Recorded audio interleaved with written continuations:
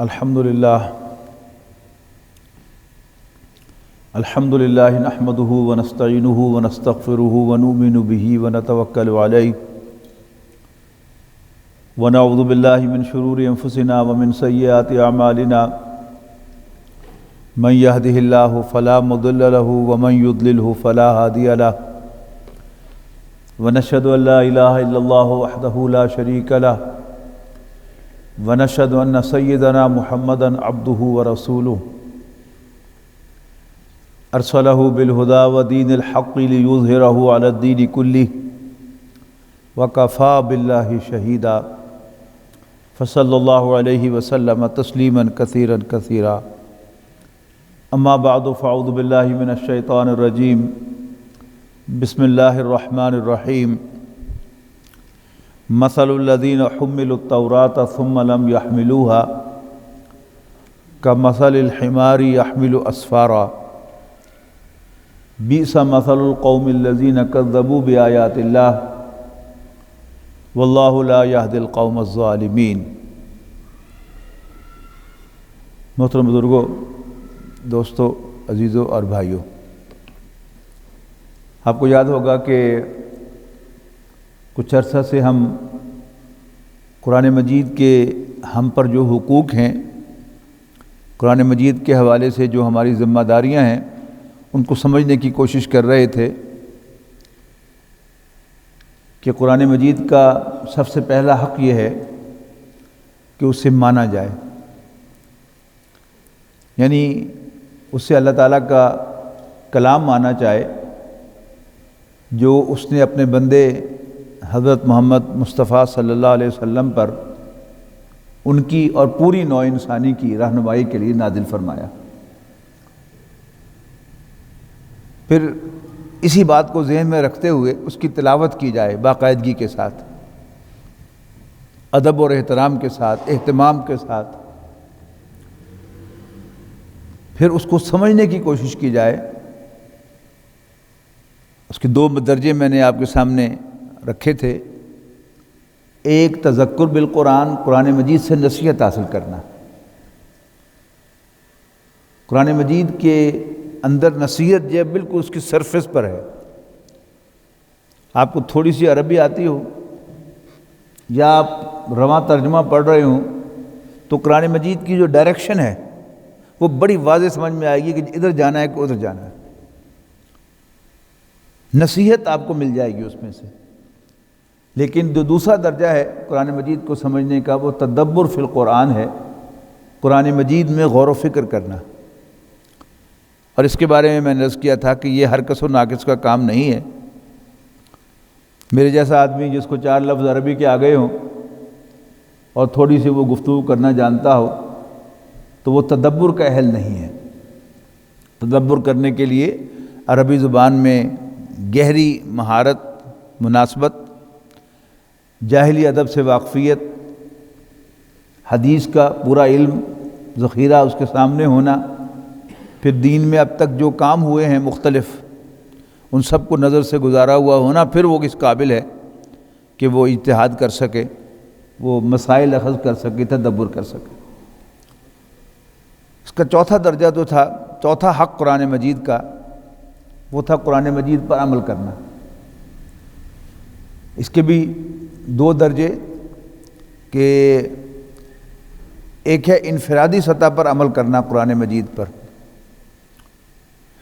اور اس کے لیے بھی میں عرض کر چکا ہوں قدر تفصیل کے ساتھ کہ اس اعتبار سے قرآن مجید احکام کی سورسز میں سے ایک ہے۔ ہدایت، رہنمائی اور نصیحت کے لیے یہ سیلف سفیشینٹ ہے، لیکن عمل کرنے کے لیے، احکام اخذ کرنے کے لیے یہ 4 سورسز میں سے ایک ہے۔ قرآن مجید پہلی سورس ہے احکام کی، سنت دوسری سورس ہے احکام کی، اجماع امت تیسری سورس ہے احکام کی، اور پھر اس کے بعد اجتہاد کی ضرورت محسوس ہو تو اجتہاد کیا جاتا ہے۔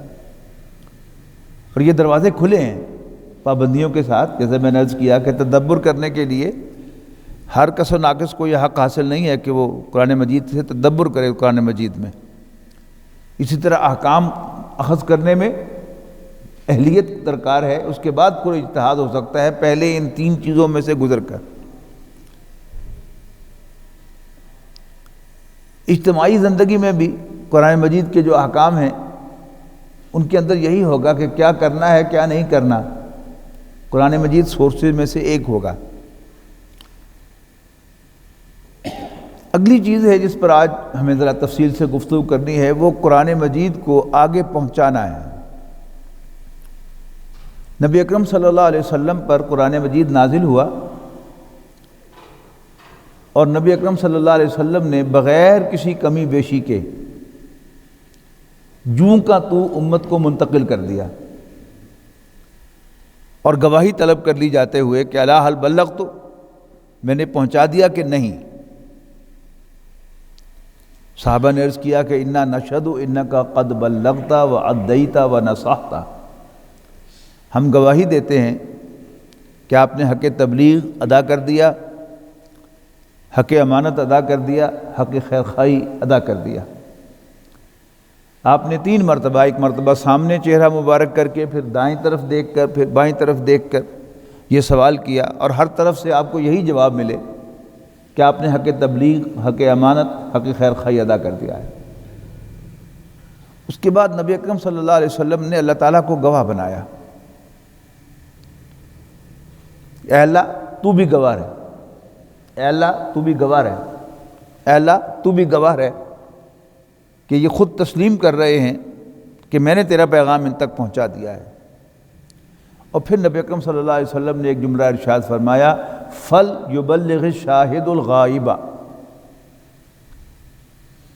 تو جو یہاں موجود ہیں ان کی یہ ذمہ داری ہے کہ وہ یہ پیغام ان تک پہنچا دیں جو یہاں پر موجود نہیں ہیں۔ اس وقت موجود کون نہیں تھا سوائے صحابہ کے، جو وہاں موجود تھے، باقی سب وہاں موجود نہیں تھے، اور وہ سب تھے، مسلمان بھی تھے، غیر مسلم بھی تھے، گورے بھی تھے، کالے بھی تھے، براؤن بھی تھے، یلو بھی تھے،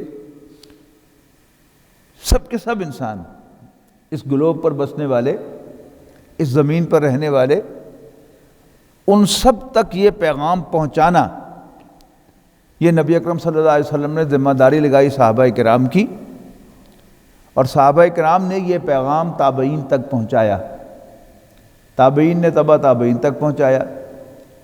اور اب میں اور آپ جو یہاں آج مسلمان بنے بیٹھے ہیں، اللہ تعالیٰ کی توفیق سے، اس کی مہربانی سے، یہ پیغام کسی نے ہم تک پہنچایا ہے تو ہم مسلمان ہیں۔ لیکن ذرا ہم میں سے ہر شخص اپنے گریبان میں جھانک کر دیکھے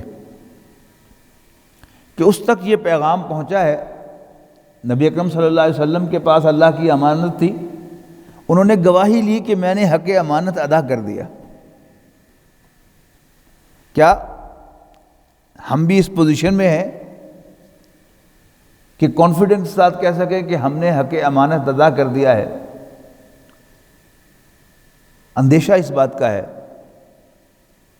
اور محترم ڈاکٹر سعد احمد صاحب بڑا زور دے کر یہ بات فرمایا کرتے تھے کہ ہم تو اس خوش فہمی میں ہیں کہ ہم بخشے بخشائے ہیں، لیکن محسوس ایسا ہوتا ہے کہ ہمیں لینے کے دینے پڑ جائیں گے۔ اس لیے کہ جب نوع انسانی کا حساب ہوگا، بنی نوع انسان سے پوچھا جائے گا کہ تم نے میری بندگی کیوں نہیں کی، تو وہ کہیں گے کہ اللہ تیری کتاب تو مسلمانوں کے پاس تھی، تیرے نبی کی سنت بھی ان کے پاس تھی، تیرے دین کے محافظ تو وہ تھے، انہوں نے ہمیں تیرا پیغام پہنچایا نہیں، تو ہم بے قصور ہیں۔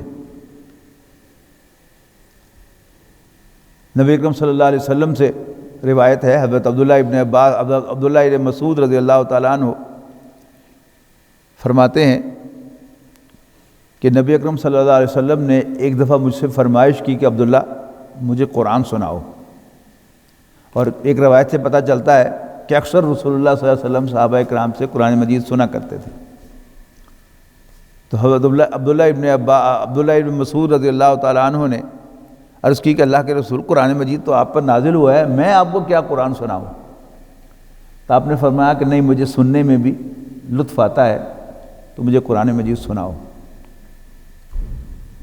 تو عبداللہ ابن مسعود فرماتے ہیں کہ میں مؤدب ہو کر بیٹھ گیا رسول اللہ صلی اللہ علیہ وسلم کے سامنے، اور میں نے سر جھکا کر سورۃ نساء کی تلاوت شروع کر دی، یہاں تک کہ جب میں اس آیت پر پہنچا کہ جس میں ارشاد ہے کہ فَكَيْفَ إِذَا جِئْنَا مِنْ كُلِّ أُمَّةٍ بِشَهِيدٍ، وہ کیسا منظر ہوگا کہ جب ہم ہر امت میں سے ایک گواہ کھڑا کریں گے، ہم ہر امت میں سے ایک گواہ کھڑا کریں گے، وَجِئْنَا بِكَ عَلَىٰ هَٰؤُلَاءِ شَهِيدًا، اور اے نبی ہم آپ کو ان کے خلاف گواہ بنا کر لائیں گے۔ اب وہ ان کون ہیں؟ یعنی رسول اللہ صلی اللہ علیہ وسلم کی حیات طیبہ میں ان کون ہیں؟ وہ قریش ہیں، وہ عرب ہیں کہ جن کے خلاف رسول اللہ صلی اللہ علیہ وسلم گواہی دیں گے کہ اللہ تو جانتا ہے کہ میں نے انہیں تیرا پیغام پہنچا دیا تھا۔ اور یہ نقشہ بھی قرآن مجید نے کھینچا ہے حضرت عیسیٰ علیہ السلام کے حوالے سے کہ یاد کرو جب اللہ تعالیٰ پوچھے گا عیسیٰ ابن مریم سے، یا عیسیٰ ابن مریم، اے مریم کے بیٹے عیسیٰ، اَأَنْتَ قُلْتَ لِلنَّاسِ اتَّخِذُونِي وَأُمِّيَ إِلَٰهَيْنِ مِن دُونِ اللَّهِ، کیا تم نے کہا تھا اپنی قوم سے کہ تم اللہ کو چھوڑ کر مجھے اور میری ماں کو معبود بنا لو؟ معلوم ہے نا آپ کو، یہ عیسائیت کے اندر ٹرینٹی، تثلیث ان کے عقیدے میں شامل کر دی تھی سینٹ پال نے، یعنی توحید کو ریپلیس کر دیا تھا تثلیث سے۔ ثلث کہتے ہیں تین کو، تثلیث ایک کی بجائے تین خدا، گاڈ دا فادر، جیزس دا son of God, and Mary دا مدر آف گاڈ سن۔ گاڈ دا فادر، اللہ تعالیٰ جو باپ ہے، اور عیسیٰ جو اللہ کے بیٹے ہیں، اور مریم جو اللہ کے بیٹے کی ماں ہیں۔ وہ حضرت عیسیٰ کو اللہ کی بیوی نہیں کہتے، بیٹے کی ماں کہتے ہیں، یہ ان کے ہاں تثلیث ہے۔ تو حضرت عیسیٰ علیہ السلام سے اللہ تعالیٰ قیامت کے دن پوچھے گا کہ کیا تم نے کہا تھا لوگوں سے کہ اللہ کو چھوڑ کر مجھے اور میری ماں کو معبود بنا لو، گاڈ بنا لو؟ تو حضرت عیسیٰ علیہ السلام عرض کریں گے کہ اللہ تو جانتا ہے کہ میں نے یہ بات ہرگز نہیں کہی، ان کنتو قلتہ، اور اگر میں نے یہ بات کہی ہوتی فقد علمتا، تیرے علم میں ہوتی، اور تو جانتا ہے کہ میں نے ان سے وہی کچھ کہا ہے جس کا تو نے مجھے حکم دیا ہے۔ اب حضرت عیسیٰ علیہ السلام بری ذمہ ہو جائیں گے، اور اب وہ سزا کے مستحق ٹھہریں گے ان کو خدا کا بیٹا بنانے والے۔ آج ہم غور کریں، اپنے آپ سے پوچھ کے دیکھیں کہ آج ہم امین ہیں اللہ تعالیٰ کی کتاب کے، اللہ کے کلام کے، اللہ کے پیغمبر صلی اللہ علیہ وسلم کی سنت و سیرت کے، اور اس پورے دین کے؟ کیا ہم کانفیڈنس کے ساتھ یہ کہہ سکتے ہیں اللہ تعالیٰ کو حاضر ناظر جان کر کہ ہم نے اپنا فرض ادا کر دیا ہے؟ مجھے یقین ہے کہ بشمول میرے ہم سب کو اندر سے جواب آئے گا کہ نہیں، ہم نے اپنا پورا زور نہیں لگایا۔ میں اگر یہ جمعہ کو خطبہ دے دیتا ہوں تو یہ کوئی حق تو ادا نہیں ہو رہا۔ جو اللہ تعالیٰ نے مجھے کچھ پڑھانے کی صلاحیت دی ہے تو میں قرآن اکیڈمی میں یہ کلاسز پڑھا دیتا ہوں۔ میں نہیں سمجھتا کہ میں اپنا پورا ایفرٹ اس کے لیے کر رہا ہوں، ابھی بہت گنجائش ہے۔ بہت سے بڑا قیمتی وقت جو ہے وہ میں سوشل میڈیا پر بیکار، ایک ہے کسی نے آپ کو خط لکھا ایک مقصد کے تحت، آپ نے وہ خط پڑھا، ایک ہے کہ وہ میل جو ہے وہ آپ نے 100 آدمیوں کو فارورڈ کر دی، اور کسی کے پاس پڑھنے کا بھی وقت نہیں ہے، لیکن ایک بس غلط فہمی سی ہے کہ ہم بڑا کام کر رہے ہیں، تو کام وام کوئی نہیں ہوتا۔ یعنی وہ جو ساری میل اگر آئی ہوئی ہے اس کو اگر صرف دیکھ دیکھ کر ایک ایک کو ڈیلیٹ کیا جائے تو شاید اس کے لیے بھی 1-2 گھنٹے چاہیے، اور یہ سارا کام جو ہے ہمیں کرنا پڑتا ہے۔ یہ سارا کام بھی اگر ہم اس کو چھوڑ کر فزیکلی اللہ کے دین کو پھیلانے کے لیے مزید ایفرٹ کریں تو وہ زیادہ پروڈکٹیو ہو سکتی ہے۔ آپ میں سے بھی ہر شخص پر غور کرے گا کہ اللہ تعالیٰ نے جو مجھے مہلت عمر دی ہے، جو مجھے اللہ تعالیٰ نے وقت دیا ہے، کیا میں اس وقت کو لگا رہا ہوں، حق ادا کر رہا ہوں، جو پیغام مجھے پہنچا ہے آگے پہنچا رہا ہوں، جو امانت میرے پاس ہے میں آگے ڈیلیور کر رہا ہوں؟ تو شاید میرا اندازہ ہے کہ آپ میں سے بھی اکثر حضرات کا میری طرح جواب یہی ہوگا کہ نہیں۔ سوال یہ ہے کہ یہ کوئی ہابی ہے یا یہ مسلمان کی ذمہ داری ہے؟ یہ ہے غور کرنے کی بات۔ دین کی تبلیغ، دین کو آگے پہنچانا ہرگز ہابی نہیں ہے کہ جس کو آپ ایٹ لیجر فری ٹائم میں کر سکتے ہیں۔ یہ ہماری ذمہ داری ہے۔ قیامت کے دن ہم سے اس بارے میں سوال ہونا ہے۔ امت مسلمہ بنی اسی کے لیے تھی۔ تحویل قبلہ آپ کو معلوم ہے کہ ایک واقعہ ہے، تاریخی واقعہ ہے، سیرت النبی کا اہم واقعہ ہے۔ نبی اکرم صلی اللہ علیہ وسلم کا یہ دستور تھا کہ آپ تورات کے 9 احکام پر عمل پیرا رہتے تھے جب تک ان میں کوئی امینڈمنٹ نہیں آ جاتی تھی اللہ تعالیٰ کی طرف سے۔ مکہ مکرمہ میں جب تک آپ تھے اور آپ کے لیے حرم میں نماز پڑھنا ممکن تھی تو آپ حرم کی جنوبی طرف کھڑے ہو کر نماز پڑھتے تھے تاکہ بیک وقت خانہ کعبہ بھی آپ کے سامنے ہو اور بیت المقدس بھی آپ کے سامنے ہو، اس لیے کہ اس وقت تک تحویل قبلہ کا حکم نہیں آیا تھا اور تورات میں قبلہ جو تھا وہ بیت المقدس تھا۔ لیکن جب ہجرت کے بعد، بلکہ اس سے بھی پہلے یوں سمجھیے کہ جب دار ارقم نبی اکرم صلی اللہ علیہ وسلم کی ایکٹیویٹی کا مرکز بنا تو وہاں آپ کے لیے دونوں قبلوں کی طرف منہ کرنا ممکن نہیں تھا۔ وہاں آپ نے خانہ کعبہ کی بجائے بیت المقدس ہی کی طرف رخ کیا، اور جب آپ مدینہ منورہ تشریف لے آئے تو وہاں تو الٹ ہو گیا کام کہ اگر آپ جغرافیائی نقشے کو دیکھیں تو مکہ مکرمہ جنوب میں ہے، اس کے نارتھ میں مدینہ منورہ ہے، اور فردر نارتھ میں آپ چلے جائیں تو پھر بیت المقدس ہے، شام ہے، فلسطین ہے۔ تو اگر کوئی مدینہ منورہ میں خانہ کعبہ کی طرف رخ کرتا تھا تو بیت المقدس کی طرف اس کی پیٹھ ہوتی تھی، اور کوئی بیت المقدس کی طرف رخ کرتا تھا تو خانہ کعبہ کی طرف اس کی پیٹھ ہوتی تھی۔ نبی اکرم صلی اللہ علیہ وسلم نے باوجود خواہش کے، باوجود خانہ کعبہ سے بے پناہ محبت کے، نبی اکرم صلی اللہ علیہ وسلم بیت المقدس ہی کی طرف رخ کر کے نماز پڑھتے رہے۔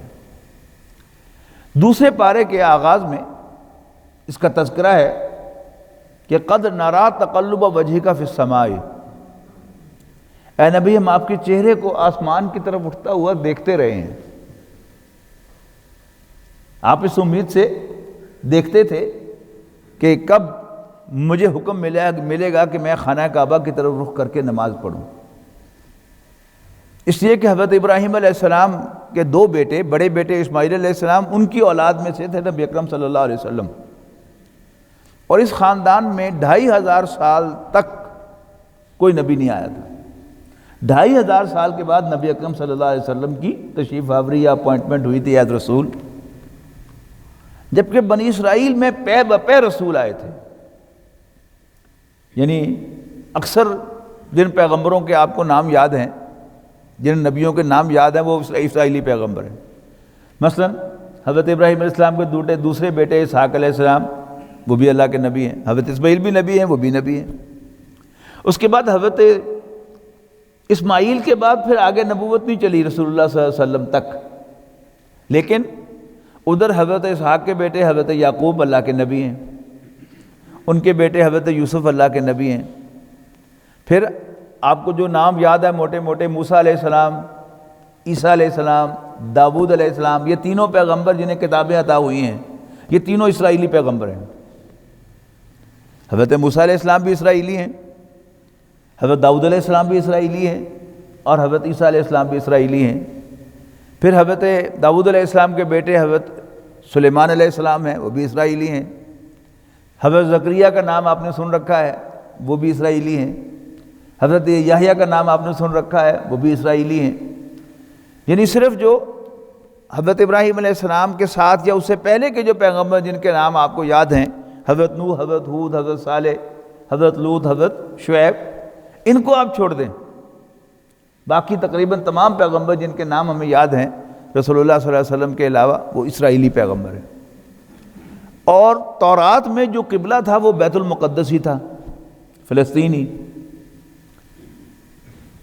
نبی اکرم صلی اللہ علیہ وسلم یہ سمجھتے تھے کہ چونکہ میں اللہ کے حکم کا پابند ہوں، اور تورات میں جو آخری حکم اللہ تعالیٰ کا اترا ہے اس کے مطابق بیت المقدس ہی قبلہ ہے، لیکن آپ کا جی چاہتا تھا کہ میں چونکہ حضرت اسماعیل علیہ السلام کی اولاد میں سے ہوں، حضرت ابراہیم علیہ السلام اور اسماعیل علیہ السلام نے خانہ کعبہ کی دیواریں دوبارہ کھڑی کی تھی اور اس کو مرکز بنایا تھا، تو مجھے اجازت ملنی چاہیے کہ میں ادھر رخ کر کے نماز پڑھا کروں۔ لیکن خواہش اپنی جگہ پر، لیکن اللہ تعالیٰ کے حکم کی پابندی اپنی جگہ پر۔ تو نبی اکرم صلی اللہ علیہ وسلم فلسطین کی طرف، بیت المقدس کی طرف رخ کر کے نماز پڑھتے رہے، اس خواہش کے ساتھ کہ مجھے خانہ کعبہ کی طرف رخ کر کے نماز پڑھنے کی اجازت ملے، تا آ کے وہ اجازت مل گئی۔ تو فَلَنُوَلِّيَنَّكَ قِبْلَةً تَرْضَاهَا، تو ہم بدلے دیتے ہیں قبلے کو تمہارے لیے تمہاری خواہش کے مطابق، جیسے تمہاری خواہش ہے، جیسے تمہیں پسند ہے۔ تو موڑ دو اپنا رخ مسجد اقصیٰ سے مسجد حرام کی طرف۔ تو نبی اکرم صلی اللہ علیہ وسلم نے اپنا رخ پھیرا، تو صحابہ کرام نے بھی اپنا رخ خانہ کعبہ کی طرف پھیر دیا۔ اور اگر دوسرے پارے کے ابتدائی 2 رکوعوں کو آپ پڑھیں تو آپ کو اندازہ ہوتا ہے کہ ہاؤ امپورٹنٹ از دیٹ، یعنی ایک بات بار بار دہرائی گئی ہے، کبھی یوں اس اینگل سے، کبھی اس اینگل سے، کہ تم جہاں بھی ہو، جہاں سے بھی نکلو، اپنے چہروں کو خانہ کعبہ کی طرف کیا کرو۔ میں آپ کو سناتا ہوں۔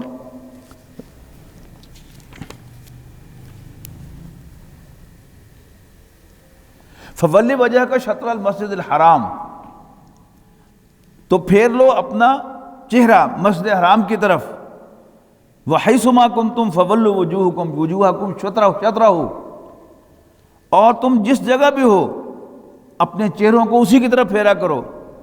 وَإِنَّ الَّذِينَ أُوتُوا الْكِتَابَ لَيَعْلَمُونَ أَنَّهُ الْحَقُّ مِنْ رَبِّهِمْ، اور یقیناً اہل کتاب کو یہ خوب معلوم ہے کہ یہ تمہارے رب کی طرف سے حکم ہے۔ اس کا مطلب کیا ہے کہ تورات و انجیل میں بھی تحویل قبلہ کے واقعے کا تذکرہ تھا، اور انہیں پتہ ہے کہ یہ ان کے رب کی طرف سے حق ہے۔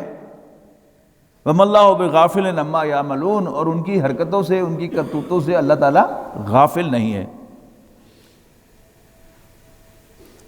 وَلَئِنْ أَتَيْتَ الَّذِينَ أُوتُوا الْكِتَابَ بِكُلِّ آیَةٍ، اور تم اہل کتاب کے پاس کوئی بھی نشانی لے آؤ، مَا تَبِعُوا قِبْلَتَكَ، پھر بھی وہ تمہارے قبلے کی پیروی نہیں کریں گے۔ وَمَا أَنْتَ بِتَابِعٍ قِبْلَتَهُمْ، اور نہ ہی اب اینی مور آپ ان کے قبلے کی پیروی کرنے والے ہیں، اور نہ یہ ایک دوسرے کے قبلے کی پیروی کرتے ہیں۔ یعنی خود ان میں سے دونوں گروہ، یہودی اور عیسائی، یہ بیت المقدس کو قبلہ سمجھتے ہیں، لے کے اس کی ایک دیوار کو قبلہ سمجھتا ہے، دوسرا دوسری دیوار کو قبلہ سمجھتا ہے۔ اتفاق ان کا بھی آپس میں نہیں ہے۔ پھر اسی بات کو آگے جا کے فرمایا الذین آتیناہم الکتاب، وہ لوگ جنہیں ہم نے کتاب عطا کی ہے، جنہیں ہم اہل کتاب کہتے ہیں، یعرفونہ کما یعرفون ابناہم، وہ تحویل قبلہ کے اس حکم کو ایسے پہچانتے ہیں جیسے اپنے بیٹوں کو پہچانتے ہیں۔ وَإِنَّ فَرِيقًا مِّنْهُمْ لَيَكْتُمُونَ الْحَقَّ وَهُمْ يَعْلَمُونَ، اور ان کا ایک گروہ جان بوجھ کر حق کو چھپاتا ہے۔ الحق من ربک، حق وہی ہے جو تیرے رب کی طرف سے آئے۔ فَلَا تَكُونَنَّ مِنَ الْمُمْتَرِينَ، تو ہرگز شک میں پڑنے والوں میں شامل نہ ہونا۔ اگلے دوسرے کے اندر، رکوع کے اندر بھی بار بار اس کا ذکر ہے۔ نبی اکرم صلی اللہ علیہ وسلم نے یہ رخ پھیر لیا۔ یہ کیا تھا؟ یہ امت مسلمہ کی تاج پوشی تھی کہ نبی اکرم صلی اللہ علیہ وسلم تورات کے 9 احکام کی پیروی کرتے تھے، اور یہودی یہ سمجھتے تھے کہ یہ ہمارے کیمپ فالوورز ہیں، ہمارے ہی قبلے کی طرف رخ کرتے ہیں، محمد بھی صلی اللہ علیہ وسلم، لہذا یہ ہمارے کیمپ فالوورز ہیں۔ لیکن جب تحویل قبلہ ہو گیا تو یہودیوں کو پوری طرح کان ہو گئے کہ اب یہ ہمارے فالوورز نہیں ہیں، یہ ایک نئی امت بن گئی ہے۔ اب وہ نئی امت کا اعلان ہوا۔ جب بھی کوئی نئی آرگنائزیشن بنتی ہے تو اس کا مینیفیسٹو ہوتا ہے، اس کا کوئی کیا اس کو کہتے ہیں، موٹو ہوتا ہے کہ جس کے تحت وہ ادارہ بنتا ہے۔ تو یہ امت جو ہے، اس کا پھر موٹو کیا بیان کیا گیا کہ وَكَذَلِكَ، پہلے فرمایا دوسرے پارے کے آغاز میں سَيَقُولُ السُّفَهَاءُ مِنَ النَّاسِ مَا وَلَّاهُمْ عَنْ قِبْلَتِهِمُ الَّتِي كَانُوا عَلَيْهَا، پاگل کہیں گے، بے وقوف لوگ کہیں گے لوگوں میں سے کہ کس نے موڑ دیا، کس نے پھیر دیا مسلمانوں کو ان کے قبلے سے کہ جس کی طرف وہ رخ کیا کرتے تھے۔ قُلْ لِلَّهِ الْمَشْرِقُ وَالْمَغْرِبُ، اے نبی بتا دو ان کو، یاد کرا دو ان کو کہ مشرق و مغرب اللہ ہی کے ہیں۔ یہدی من یشاء الی صراط مستقیم، اللہ تعالیٰ جسے چاہتا ہے اسے سیدھا راستہ دکھاتا ہے۔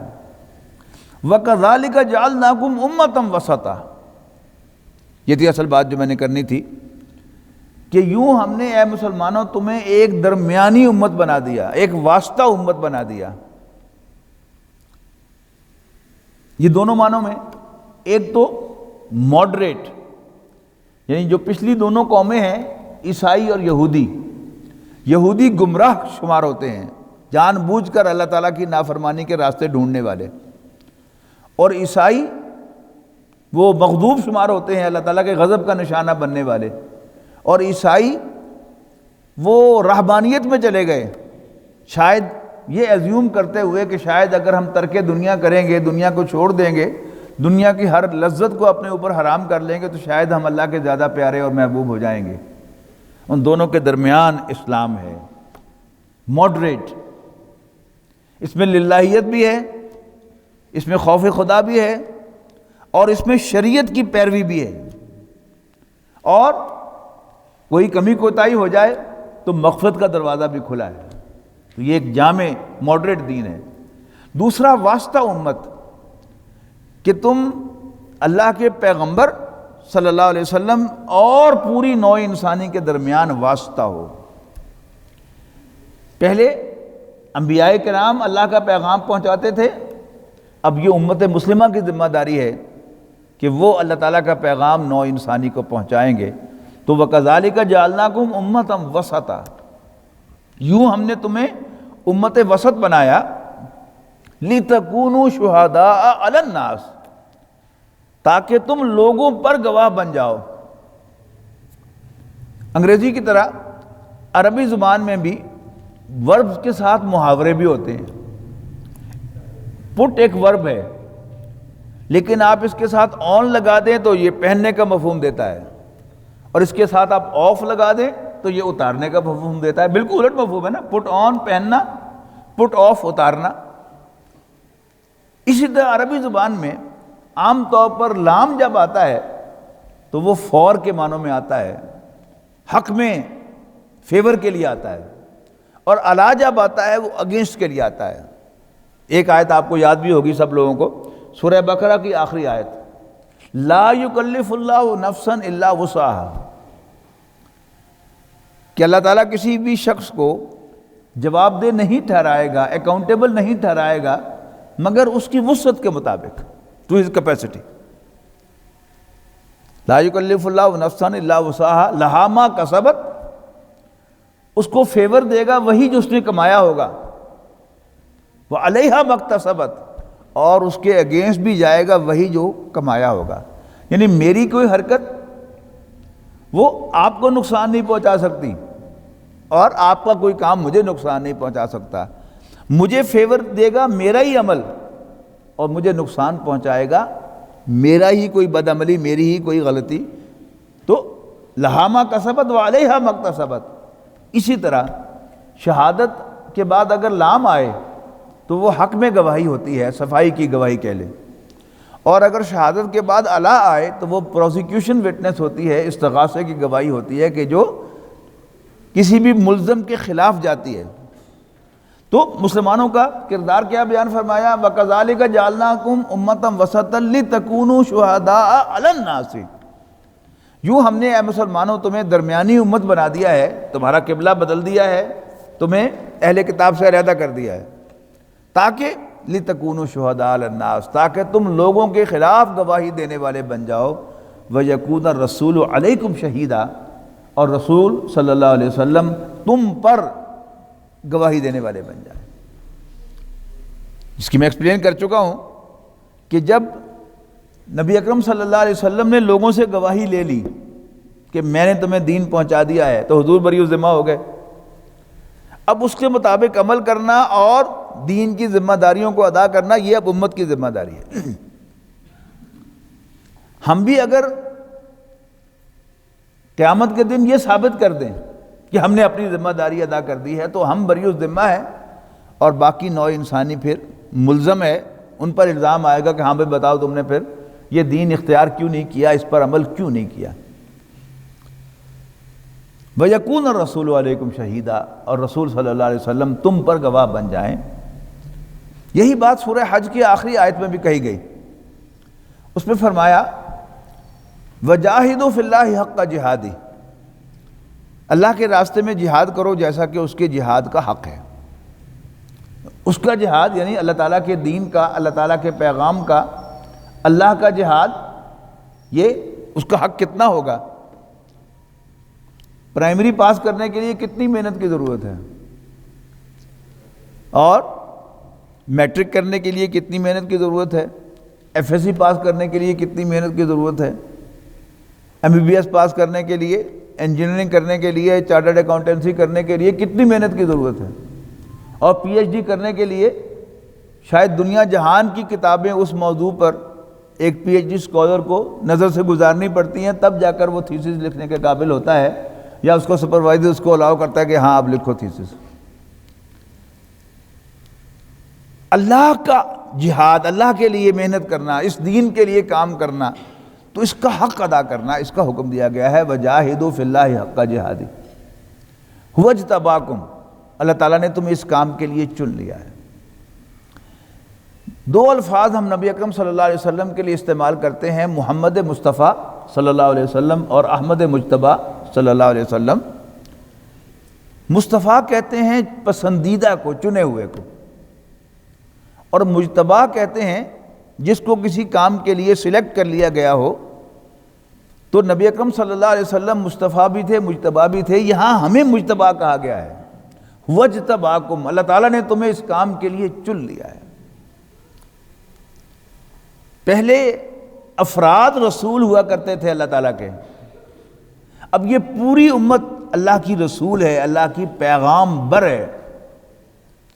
ہم نے نوع انسانی تک اللہ تعالیٰ کا یہ پیغام پہنچانا ہے. تو اس کے لیے جدوجہد کرو. مقصد کیا ہے اس کا؟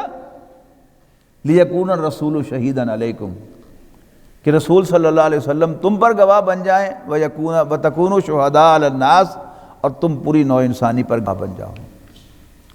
فَأَقِيمُوا الصَّلَاةَ وَآتُوا الزَّكَاةَ، یہاں پر پھر آگے فرمایا گیا کہ پس تم، یہ بات اگر سمجھ میں آ گئی ہے تمہاری ذمہ داری کیا ہے، تو پھر نماز قائم کرو، زکوٰۃ ادا کرو. ایک غلط فہمی ہمیں ہو جاتی ہے جب بھی ہم دین کا کوئی کام کرنے چلتے ہیں، تو شاید ہم عام مسلمانوں سے اونچے ہو گئے ہیں. ہرگز نہیں. ہم یہ سمجھ لگتے ہیں کہ شاید یہ بنیادی نماز روزہ جو ہے یہ تو عام مسلمانوں کے لیے ہے، ہم ذرا اونچے مسلمان ہو گئے، اونچا کام کر رہے ہیں، تو شاید نماز کی پابندی، نماز باجماعت کی پابندی، قرآن مجید کی تلاوت یہ ہمارے لیے نہیں ہے۔ ہم تو قرآن مجید کا ترجمہ پڑھ رہے ہیں، ترجمہ پڑھا رہے ہیں، ہم تلاوت شاید ہم سے کوئی معاذ اللہ کوئی نیچی ہے، ہرگز نہیں۔ ہم تو دین کی تبلیغ کر رہے ہیں، اب تبلیغ کر رہے ہیں تو پھر نماز روزہ ہمارے لیے اتنا اہم نہیں ہے۔ اس باتوں کو ذہن سے نکال دینا چاہیے۔ فاقیموا الصلاۃ وآتوا الزکاۃ، پس نماز قائم کرو اور زکوٰۃ ادا کرو۔ اور دو کا ذکر کر دیا تو باقی انڈرسٹوڈ ہیں، روزہ بھی اور حج بھی، کہ جو دین کے بنیادی ارکان ہیں جن پر یہ عمارت کھڑی ہوتی ہے، یہ اس کے پلرز ہیں۔ اور عمارت خواہ آپ 10 منزلہ لے جائیں، 100 منزلہ لے جائیں، 120 منزلہ لے جائیں، تو پلر جو ہے وہ وہی رہتے ہیں جو اوپر جاتے رہتے ہیں، انہی پر پھر مختلف فلورز جو ہیں وہ ڈالے جاتے ہیں، اس کی چھتیں ڈالی جاتی ہیں۔ تو یہ جو ہیں یہ 4 ارکان ہیں ہمارے دین کے۔ کوئی تصور کسی بھی سطح پر دین کا نماز روزہ حج زکوٰۃ کے بغیر نہیں ہے۔ دوسری بات فرمائی وَاعْتَصِمُوا بِاللَّهِ، اللہ تعالیٰ کے ساتھ چمٹ جاؤ۔ عصمت کہتے ہیں حفاظت کو، اعتصام ہے کسی چیز کو حفاظت کی غرض سے جپا مار لینا، زور سے پکڑ لینا۔ کوئی شخص جو ہے وہ کسی گر جائے دریا میں تو کیا کرے گا؟ ادھر ادھر ہاتھ پاؤں مارے گا، اس کو ایک رسی بھی کہیں ہاتھ لگ جائے گی، خواہ وہ سانپ ہی کیوں نہ ہو، تو اس کو زور سے پکڑ لے گا کہ شاید میں اس کے سارے نکل کے باہر جائے۔ یہ اعتصام ہے۔ اللہ کے ساتھ چمٹ جاؤ حفاظت کی غرض سے۔ اب اللہ کی رسی تو نظر نہیں آ رہی، یہی بات کہی گئی، اللہ کو نظر نہیں آ رہا، کیسے چمٹے اس کے ساتھ؟ سورۃ آل عمران میں کہا گیا وَاعْتَصِمُوا بِحَبْلِ اللَّهِ جَمِيعًا، یہی لفظ اعتصام آ گیا حکم کے درجے میں، وَاعْتَصِمُوا، اور چمٹ جاؤ بِحَبْلِ اللَّهِ، اللہ کی رسی کے ساتھ۔ پھر سوال پیدا ہوا کہ رسی کون سی اللہ کی جس کو ہم پکڑیں؟ تو نبی اکرم صلی اللہ علیہ وسلم نے اپنا فرض منصبی ادا کیا۔ یہ آپ کی ذمہ داری ہے، قرآن مجید میں لگائی گئی ہے کہ آپ قرآن مجید کی وضاحت کریں، آپ اس کو کھول کر بیان کریں۔ وہ جو لوگ سمجھتے ہیں کہ قرآن مجید ہمارے لیے کافی ہے، سنت ہمیں نہیں چاہیے معاذ اللہ، وہ پڑھیں اس کو کہ حضور صلی اللہ علیہ وسلم کو کہا گیا ہے کہ یہ قرآن ہم نے آپ پر نازل کیا لِتُبَيِّنَ لِلنَّاسِ مَا نُزِّلَ إِلَيْهِمْ، تاکہ آپ ان پر واضح کریں جو آپ پر نازل کیا گیا ہے ان کے لیے، یعنی جو ان پر نازل کیا گیا ہے آپ کے ذریعے سے، یوں ترجمہ کر لیں۔ تو قرآن مجید کو مضبوطی سے تھامنا، اس پر پہلے گفتگو ہو چکی ہے کہ قرآن مجید کے ساتھ اپنا تعلق مضبوط کرنا۔